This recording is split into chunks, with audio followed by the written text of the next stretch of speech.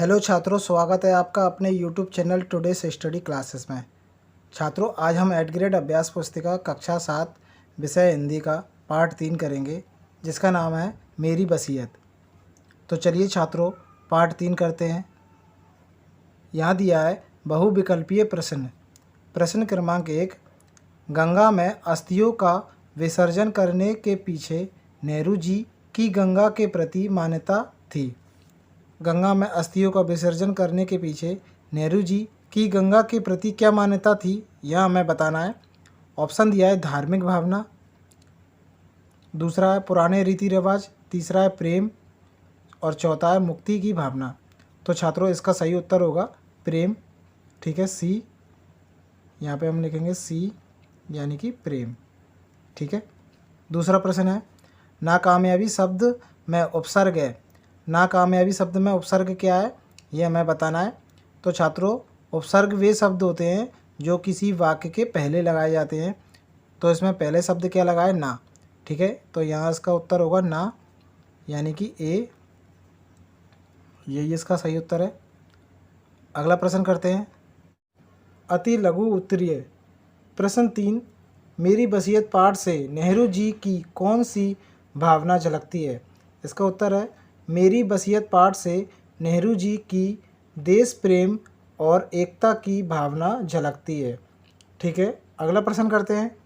प्रश्न क्रमांक 4 है कामयाबी शब्द में ना उपसर्ग जोड़कर नाकामयाबी शब्द बना है। इसी तरह ना उपसर्ग जोड़कर कोई दो शब्द बनाइए। तो छात्रों, यहाँ हमने ना अक्षर को जोड़कर एक शब्द बनाया है, ना प्लस राज, तो क्या बन जाएगा, नाराज। इसी प्रकार से एक और है ना प्लस मुमकिन, क्या बन गया, नामुमकिन। ठीक है छात्रों, इस प्रकार से आप यहाँ पर और भी शब्द बना सकते हो। अगला प्रश्न करते हैं। प्रश्न क्रमांक 5, किसके बदले में कुछ भी दे पाना मुमकिन नहीं है, पाठ के आधार पर बताइए। इसका उत्तर है प्रेम के बदले में कुछ भी दे पाना मुमकिन नहीं है। ठीक है। अगला प्रश्न करते हैं। प्रश्न नंबर 6, बी उपसर्ग जोड़कर कोई दो शब्द बनाइए। इसका उत्तर है बी प्लस राग, क्या बन जाएगा, विराग। इसी प्रकार से अगला है बी प्लस साल, क्या बन गया, विशाल। ठीक है छात्रों, इस प्रकार से आप बी जोड़कर और भी शब्द बना सकते हो। ठीक है। अगला प्रश्न करते हैं लघु उत्तरीय। प्रश्न क्रमांक 7, नेहरू जी मरने के बाद कोई धार्मिक रस्म अदा नहीं करना चाहते थे, क्यों। इसका उत्तर है क्योंकि नेहरू जी रस्म समझकर उसमें बंध जाना एक धोखा मानते थे। ठीक है छात्रों। अगला प्रश्न करते हैं। प्रश्न क्रमांक 8, नेहरू जी ने अपनी वसीयत में मरने के बाद भस्म को कहाँ डाल देने की इच्छा व्यक्त की है।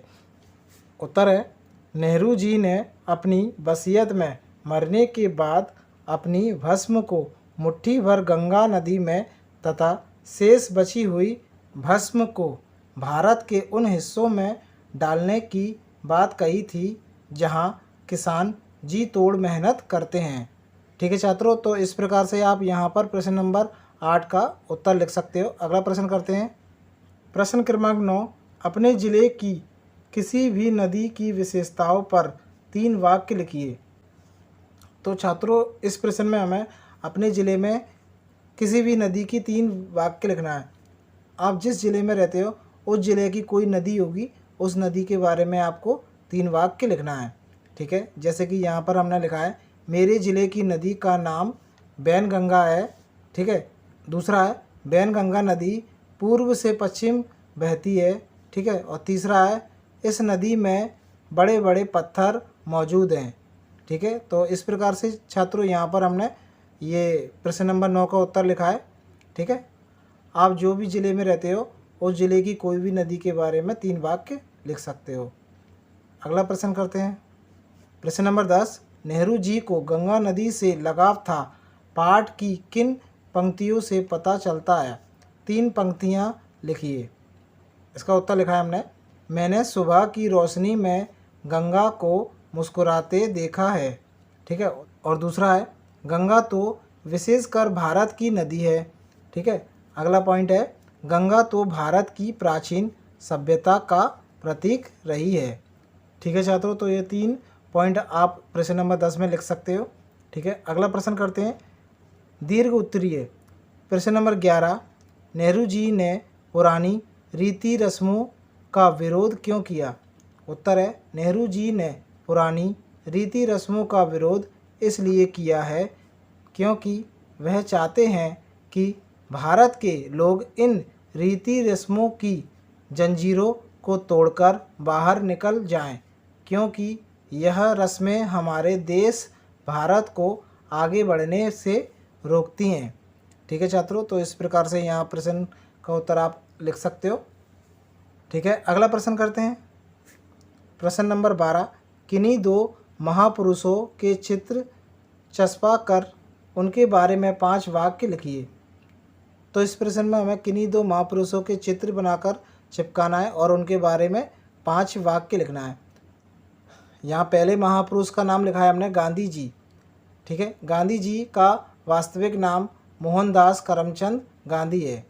दूसरा पॉइंट है, 2 अक्टूबर 1869 को गांधी जी का जन्म गुजरात के पोरबंदर ज़िले में हुआ था।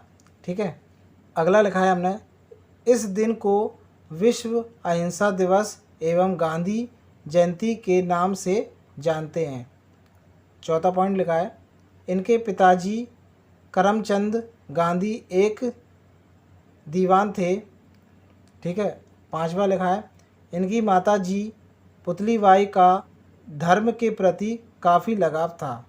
तो छात्रों, यहाँ पर हमने गांधी जी के बारे में 5 वाक्य लिखे हैं। ठीक है, इसके बारे में आप एक और महापुरुष के बारे में 5 वाक्य लिख सकते हो। ठीक है छात्रों, वीडियो पसंद आई हो तो वीडियो को लाइक और चैनल को सब्सक्राइब जरूर कीजिएगा ताकि अगली वीडियो का नोटिफिकेशन आप तक सबसे पहले पहुँचे। धन्यवाद छात्रों।